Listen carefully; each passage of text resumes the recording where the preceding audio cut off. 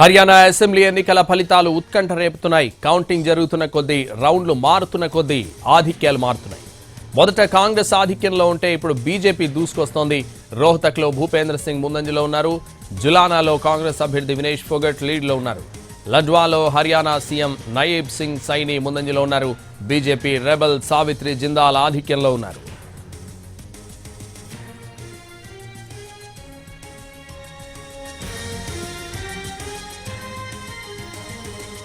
Haryana assembly ఎన్నికల ఫలితాలు ఉత్కంఠ రేపుతున్నాయి. కౌంటింగ్ జరుగుతున్న కొద్దీ రౌండ్లు మారుతున్న కొద్దీ ఆధిక్యాలు మారుతున్నాయి. మొదట కాంగ్రెస్ ఆధిక్యంలో ఉంటే ఇప్పుడు బీజేపీ దూసుకొస్తోంది. రోహ్తక్లో భూపేంద్ర సింగ్ ముందంజలో ఉన్నారు.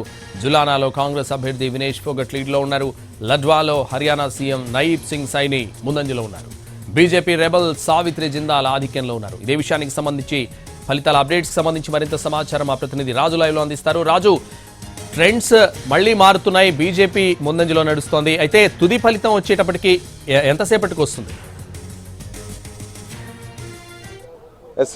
నిజంగా సంతోష్, ఏదైతే హర్యానా ఫలితాలకు సంబంధించి కొంత ఉత్కంఠనైతే కనిపిస్తుంది. మొదట కాంగ్రెస్ ముందంజలో కనిపించింది. ఆ తర్వాత ఇప్పుడు బీజేపీ చాలా ముందుకు దూసుకొచ్చింది. ఇప్పుడు హోరాహోరీగా కనిపిస్తున్నాయి. బీజేపీ కావచ్చు, కాంగ్రెస్ ముందున్నటువంటి స్థానాలు కనుక పరిశీలిస్తే మొత్తం 90 స్థానాల్లో 40కి పైగా రెండు పార్టీలు కూడా ముందున్నటువంటి పరిస్థితి కనిపిస్తుంది.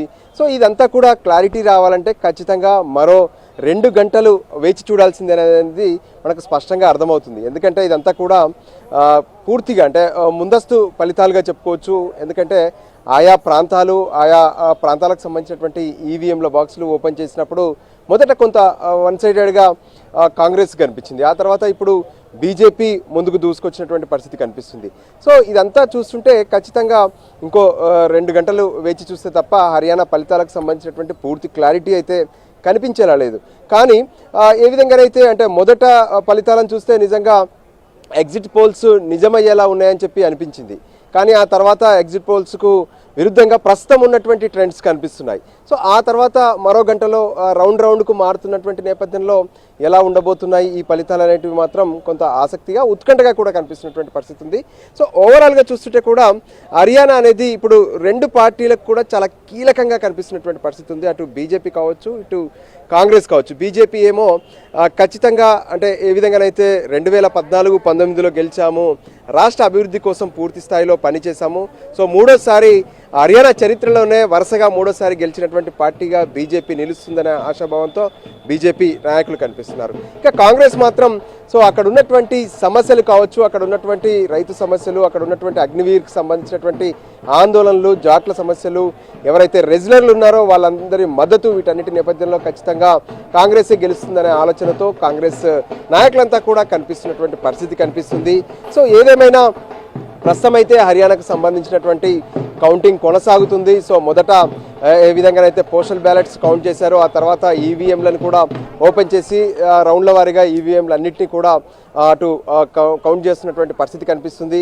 సో మరో 2 గంటలు ఆగితే కానీ హర్యానాకు సంబంధించినటువంటి ఈ ఫలితాలు అంటే ప్రస్తుతం అయితే హోరాహోరీగా కనిపిస్తున్నారు.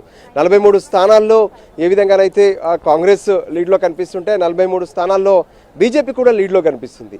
సో మిగతా స్థానాల్లో కొంత ఇతరులు 4 స్థానాల్లో ఇతరులు కనిపిస్తున్నప్పటికీ కూడా ఈ ట్రెండ్స్ కూడా మారే అవకాశం కనిపిస్తుంది. ఈ 43 స్థానాల నుంచి ఎవరు ముందుకెళ్తారు లేదా ఎవరు వెనక్కి వెళ్తారనేది చాలా కీలకంగా మారే అవకాశం అయితే కనిపిస్తుంది. మొత్తానికి హర్యానా ఫలితాలు కొంత హోరాహోరీగా ఉత్కంఠను రేపుతున్నటువంటి పరిస్థితి అయితే స్పష్టంగా కనిపిస్తుంది. సంతోష్, రాజు, అయితే హర్యానా ఫలితాల్లో ఫైనల్గా ఇండిపెండెంట్స్ కీలక పాత్ర పోషిస్తారనుకోవచ్చా? ఎస్, ఇప్పుడు ఉన్నటువంటి ట్రెండ్స్ అనేటివి ఇక్కడితోనే అలాగే కొనసాగే పరిస్థితులు ఉండవు. నిజంగా ఇండిపెండెంట్స్ ఒకరిద్దరు మాత్రమే ప్రస్తుతం కొంత ముందంజలో కనిపిస్తున్నారు. సో ఓవరాల్ ఫైనల్ ట్రెండ్స్ వచ్చేసరికి నిజంగా ఇండిపెండెంట్సే కీలకం అనుకుంటే వాళ్ళను అటు ఇండియా కూటమి కావచ్చు, లేదంటే బీజేపీ కావచ్చు, ఖచ్చితంగా వాళ్ళను తమ వైపు తిప్పుకునే ప్రయత్నాలు అనేటివి చేయడం కామన్. సో దానికి అనుగుణంగానే సో అక్కడ ఉన్నటువంటి ఇతర అంటే అర్బన్ ఓటర్స్ ఉన్నారు. సో ఏ విధంగానైతే గ్రామీణ ఓటర్స్ ఉన్నారు ఆయా ప్రాంతాలకు వెళ్ళిన కొద్దీ అక్కడ ఉన్నటువంటి ఆ కౌంటింగ్ సరళి మారే అవకాశం అయితే స్పష్టంగా కనిపిస్తుంది. సో దానికి అనుగుణంగానే ఆ తుది ఫలితాల్లో రిజల్ట్స్ అనేటివి మనకు ఫైనల్గా కనిపించే అవకాశం కనిపిస్తుంది. దానికి అనుగుణంగానే ఇప్పుడున్నటువంటి ట్రెండ్స్ ప్రకారం అయితే బీజేపీ కాంగ్రెస్లు హోరాహోరీగా తలపడుతున్నటువంటి పరిస్థితి హర్యానాలో కనిపిస్తుంది. Santosh. Right, thank you Raju.